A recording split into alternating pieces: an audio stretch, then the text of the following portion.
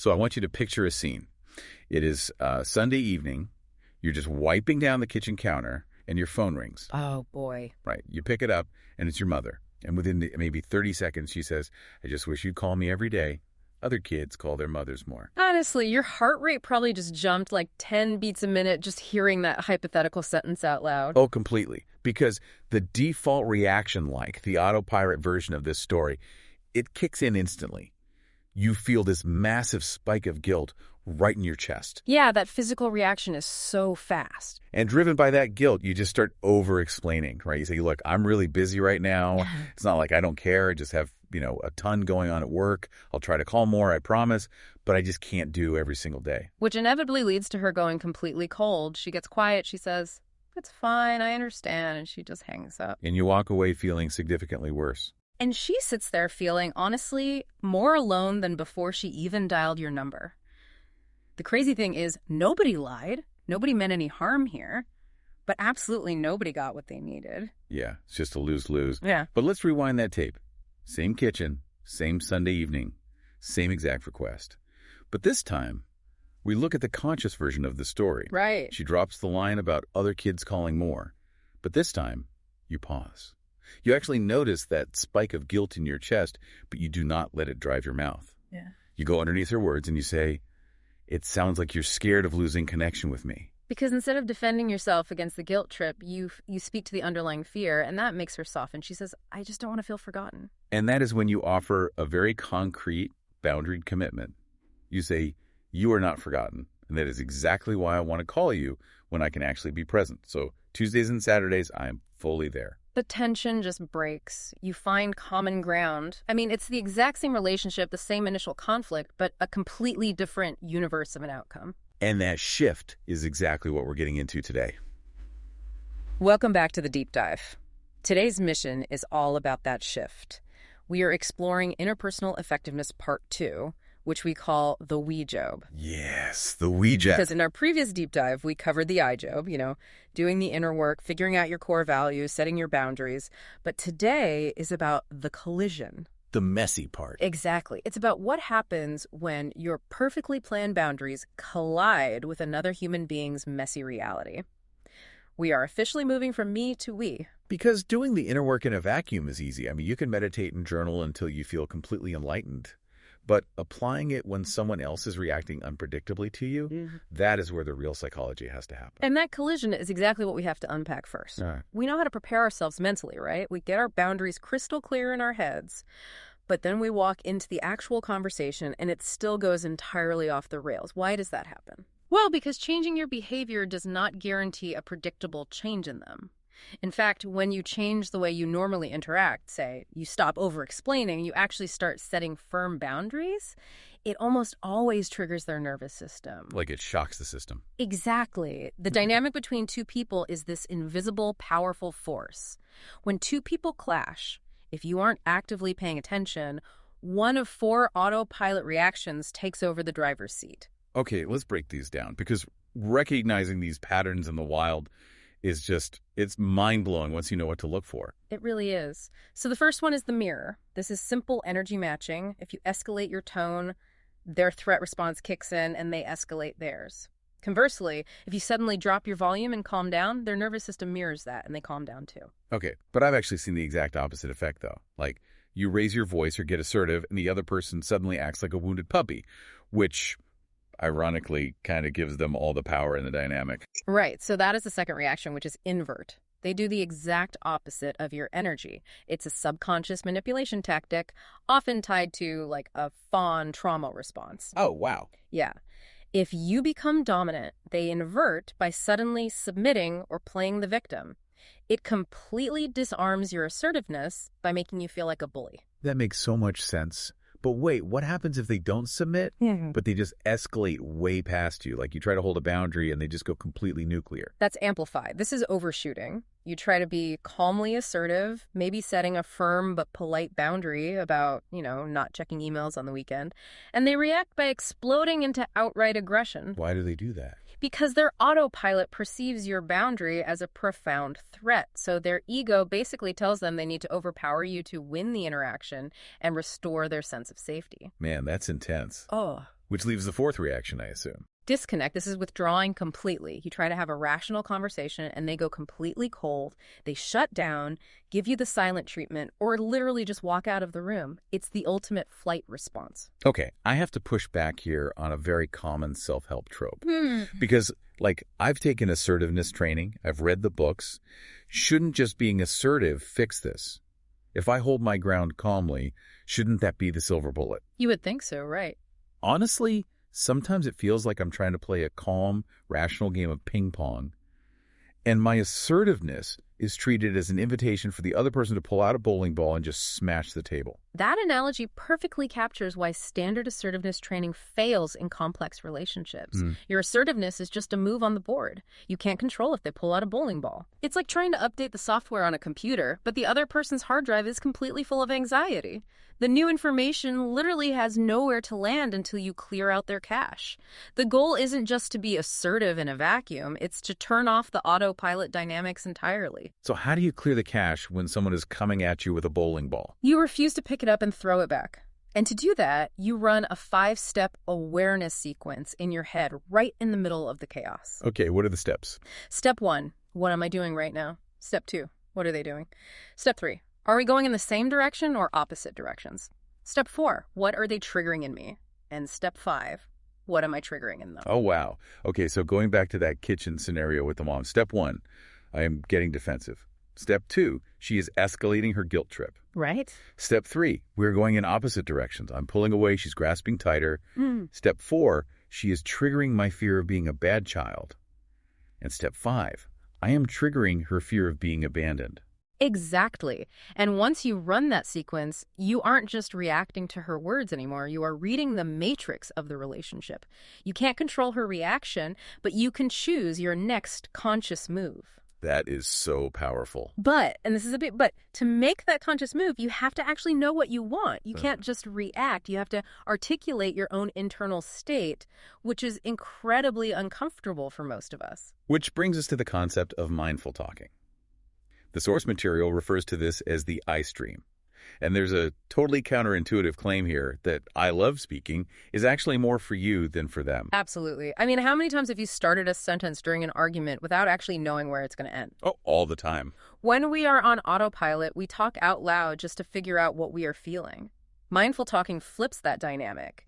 You articulate your state to understand yourself first, and as a byproduct, the other person understands you. So you have to name the 3 layers of your state, right? The physical sensation, the emotional feeling, and the cognitive story you're telling yourself about it. Yes. And there are 3 signature sentences you can use to structure this. Sentence 1 is, I notice I'm feeling. And the rule here is you just name the state with 0 interpretation. You don't say, I notice I'm feeling like you're a jerk. You say, I notice I'm feeling overwhelmed. Exactly. Keep it clean. Sentence 2 is, what's true for me is.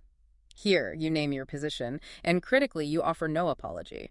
You just say, what's true for me is that I have reached my capacity for the day. And sentence 3, I value blank. So I'm in blank. You name the action based on a core value. So, I value my mental health, so I'm going to step away from this conversation for an hour. It sounds simple, but let's look at how this plays out in a different environment, like the workplace. Let's say your boss drops a massive project on your desk at 4:45 p.m. on a Friday and asks you to work the weekend. Oh, my autopilot would probably be the fawn response. I'd invert. I'd just smile, take the folder, and then silently boil with resentment all weekend. Exactly, but if you use the I stream, you run the layers. Physical, your stomach drops. Emotional, you feel panicked. Cognitive, the story is that your boss doesn't respect your time. So you use the sentences. Right. I notice I'm feeling anxious about this timeline. What's true for me is that I don't have the bandwidth to execute this well over the weekend. I value the quality of this project, so I'm going to tackle it first thing Monday morning. Okay, real talk here. I have a confession. Oh, let's hear it. In that scenario with the boss, I am horribly guilty of using what the research calls safety behaviors. Like, I use these verbal softeners to cushion everything. Yeah. Instead of that clean script you just read, I'd probably say, it's really not a huge deal, and I'm so sorry to push back, but is there any way we could maybe look at this on Monday?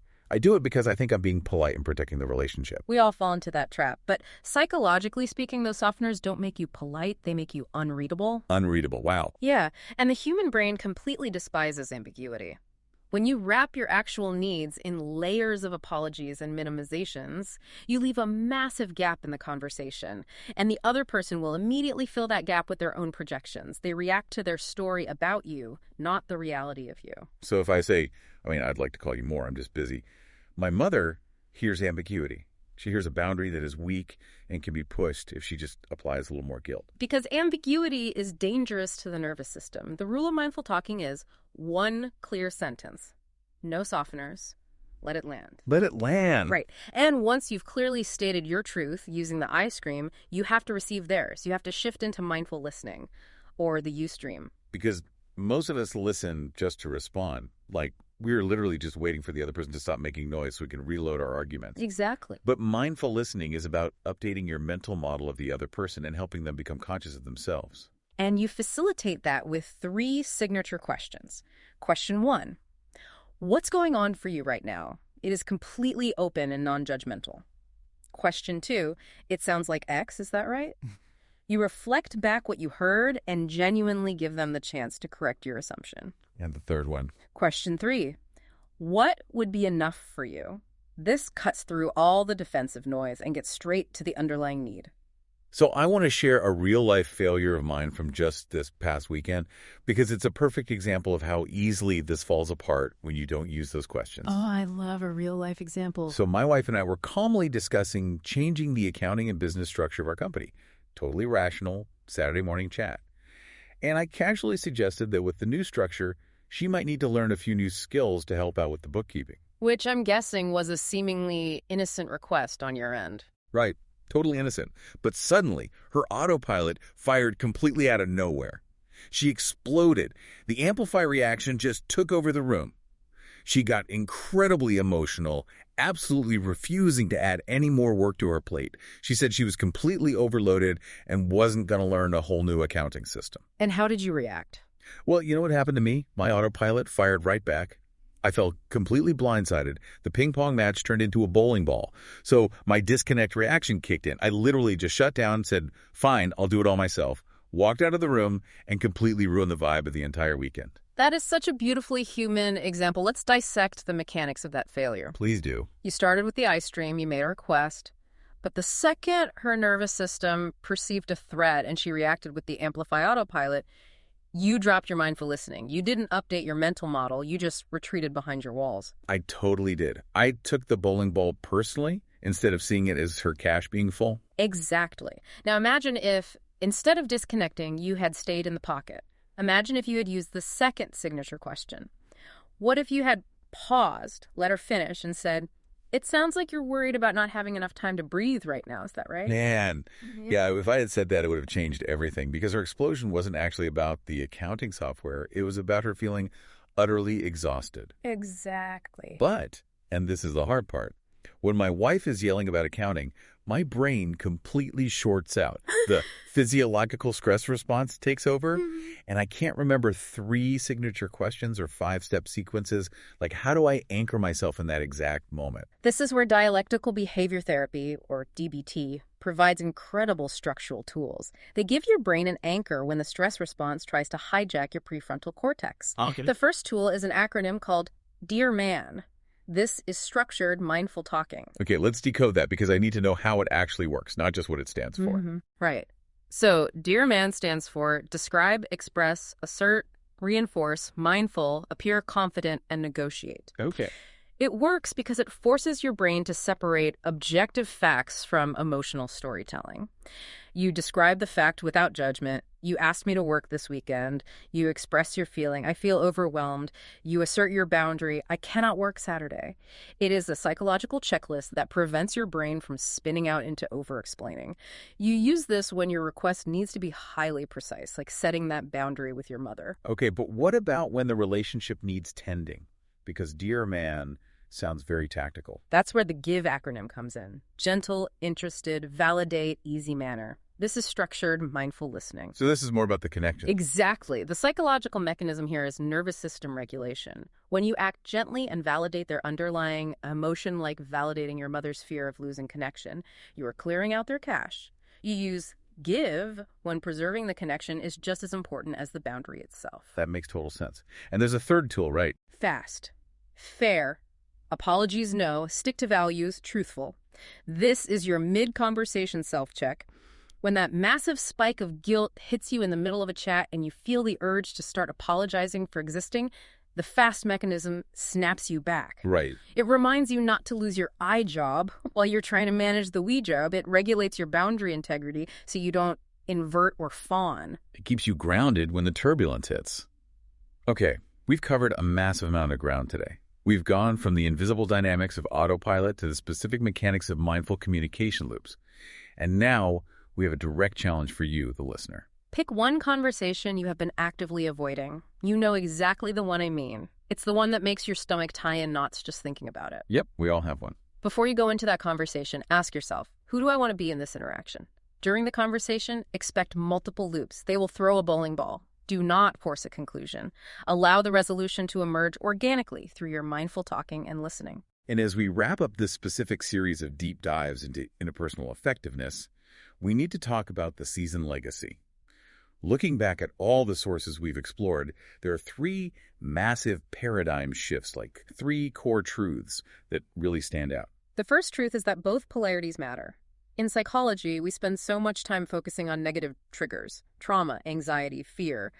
But what we've seen is that positive stress, like the absolute high of being praised, reveals just as much about our fragilities. So true. If you are entirely dependent on external validation to feel good, your boundaries are just as compromised as when you are reacting to criticism. The second core truth is about communication. You don't speak just to be understood by others. You speak to be heard by yourself. You speak to figure out what you actually think. Mindful talking is a tool for your own self-discovery first and a communication tool second. And the third truth, which really underpins everything, a boundary without a value is just a wall. Yeah, if you don't know who you are, if you haven't done that internal eye job, your boundaries aren't really boundaries. They are just defensive mechanisms guarding old wounds. True boundaries are not walls built to keep people out. They are declarations of your core values. They teach people how to love you and how to interact with you safely. Before you go, consider this one final thought. We've talked all day about how changing your behavior inevitably triggers the autopilot in the people closest to you. So look at your life right now. Who in your life is currently reacting defensively, escalating, or withdrawing precisely because you are finally getting healthier? Man, that is such a mind twist. Like, are they pulling away because you did something wrong, or are they panicking because you stopped running your old toxic software?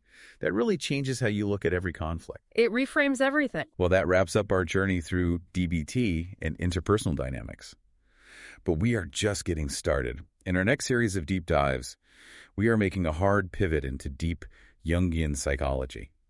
We are going to explore the shadow self, the masks we wear, and the fascinating, messy process of individuation. It is going to be wild. It's going to require a whole new level of self-honesty. I can't wait to get into it. Neither can I. Thank you so much for giving us your time and your attention today. We know how valuable it is. Thank you for joining us. Keep questioning your autopilot. Take care of yourselves, and we'll see you on the next deep dive. Goodbye.